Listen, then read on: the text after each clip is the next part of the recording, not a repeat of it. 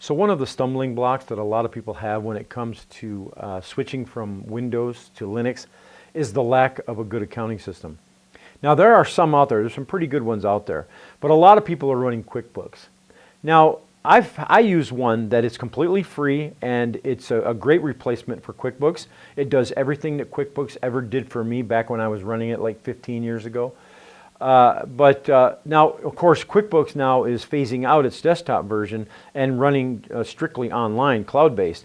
So it doesn't matter if you're switching to Linux Mint, you can still run QuickBooks online, and if you're running Mac or Windows or Linux, so it doesn't matter. But if you're looking for a free alternative to QuickBooks, I will show you the one that I use.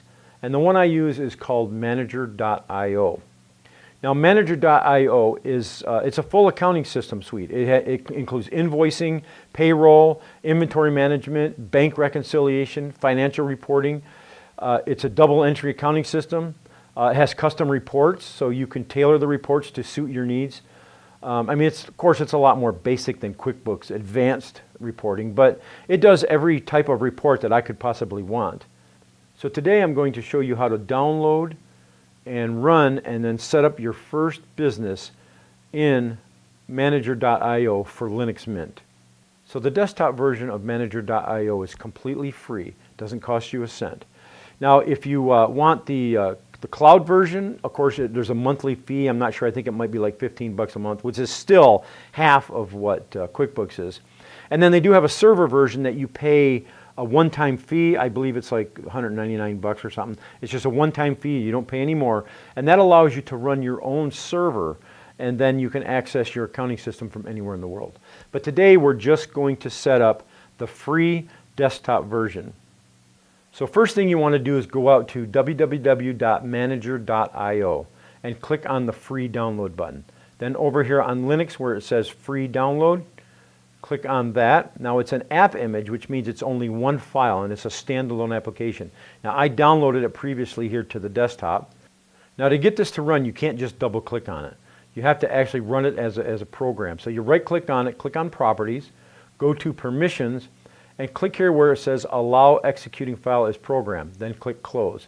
Now when you double click on it, it opens up. Now this doesn't install the application like you would with like a Windows application or anything from the software manager. This actually just runs under one file, and so wherever you put this file, that's where it's going to run from. So you can just put it anywhere you want and then just run it from there. First thing you want to do is you want to add your business. So click on Add Business. Create new business. Give it a business name and then the country. I'm in the United States, and click on Create New Business. Okay, now when it first opens up, you will see that there's these tabs across the top. Now if you want these tabs to go along the side, just expand this a little bit. Move it out to the right and you'll see they went along the side here now. I like the tabs along the side. It's much more, it's easier to see. So first thing we want to do is we want to hit Customize. We want to install certain modules. Now you see these ones here that say Popular. Those are pretty much the ones that I install. Receipts, payments, bank reconciliation, and then customers, I do need that. Sales invoices, I need that. And then down here, inventory items, I'm going to need inventory items. And then I don't have any employees, so don't worry about that. And then just go ahead and click Update. And you can always come back to this and install those modules anytime. And you'll notice how it puts it down the left here, all those modules. So the next thing we want to do is go to Settings, Business Details. This is where we set up our company information. So we just put the address in here. And then if you wanted to add an image file, you can do that. If you had a logo you wanted to put on there, you can do that. And then once you've got this all set up, you just click on Update. So if you want to add anything to your chart of accounts, you just go into the chart of accounts. If you want to do a new expense or income account, this is where you would add it. I'm just going to leave these as default, and if I need any, then of course I'll just go in and add them later. So next we're going to go to the bank and cash accounts, and we're going to add a couple accounts here. So we click on New Bank or Cash Account, and we're going to give this a name. and we're going to call this business checking. Click on create. And of course you could add the name of your bank, but I'm just doing this as a quick setup. So we go back to bank and cash accounts. We're going to add a new one. We're going to call this our cash account and click create. There, now we have two of them in there. Our checking and our cash account. So next we're going to go down to inventory items. So let's add an inventory item. We're going to give it a name. We're going to give it an item code. You can give it whatever code you want.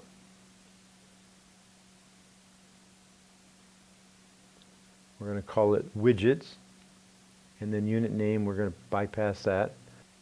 So there are a lot of options in here that you can click on, but this is just a quick video to let you know how to do an inventory item.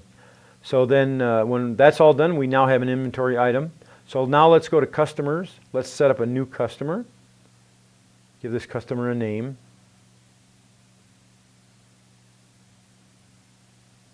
Just call it customer 1. We can give it a code if we want to, credit limit. You give it a billing address. I'm not going to worry about that right now. And then just hit create. Okay, now we have our customer. And like I say, I'm just giving you a quick rundown on how this thing operates. So let's go to sales invoices. Let's create a new invoice. And we have the due date, which is net. We're going to use net 30. It gives them 30 days to pay. And then customer, of course, we only have one in there. And then item, we only have one item in there. And it's already got the amount typed in. We'll just change that to 10.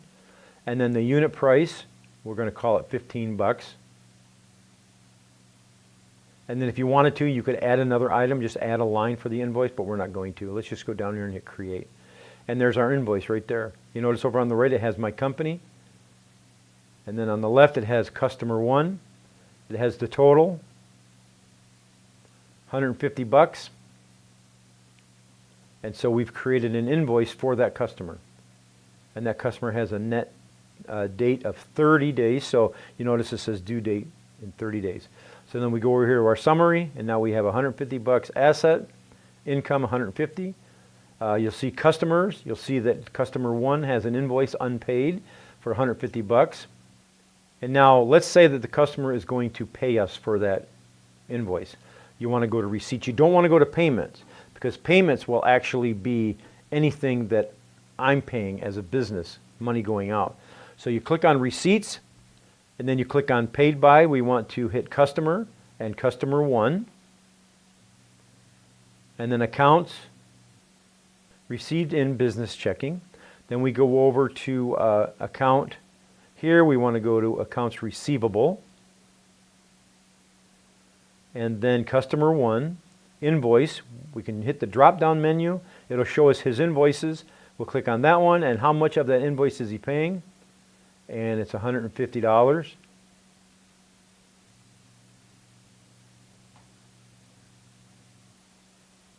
And if we wanted to add more receipts, we could.